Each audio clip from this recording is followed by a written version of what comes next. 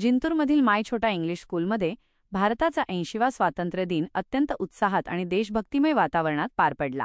चिमुकल्या विद्यार्थ्यांचे देशभक्तीपर नृत्य, गीत आणि वैविध्यपूर्ण देखाव्यांनी उपस्थित पालक व पाहुण्यांची मने जिंकून घेतली.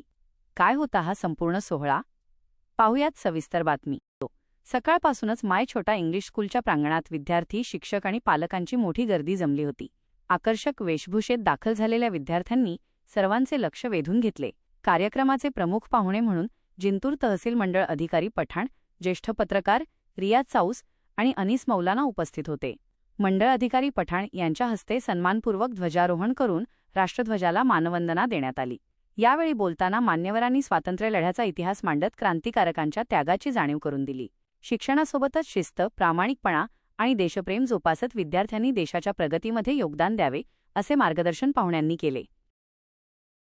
ध्वजारोहणानंतर रंगलेल्या सांस्कृतिक कार्यक्रमाने या सोहळ्यात अधिकच रंगत भरली. विद्यार्थ्यांनी राष्ट्रीय एकात्मता आणि विविधतेत एकता दर्शवणारी सुंदर नृत्ये आणि देखावे सादर केले. कार्यक्रमात मौलाना साद यांनी सादर केलेल्या देशभक्तीपर गीताने उपस्थितांमध्ये नवा उत्साह आणि देशभक्तीची भावना जागवली. लहानग्या मुलांच्या आत्मविश्वासाने भरलेल्या या सादरीकरणाला उपस्थित सर्व पालक आणि मान्यवरांनी टाळ्यांच्या कडकडाटात भरभरून दाद दिली. हा सोहळा भव्य आणि यशस्वी करण्यासाठी शाळेतील शिक्षकांनी विद्यार्थ्यांची उत्तम पूर्वतयारी करून घेतली होती. संपूर्ण कार्यक्रमाचे शिस्तबद्ध आणि प्रभावी सूत्रसंचालन शिक्षिका मसिरा सिद्दीकी मॅडम यांनी केले, तर अलिबा मॅडम यांनी उपस्थितांचे आभार मानले.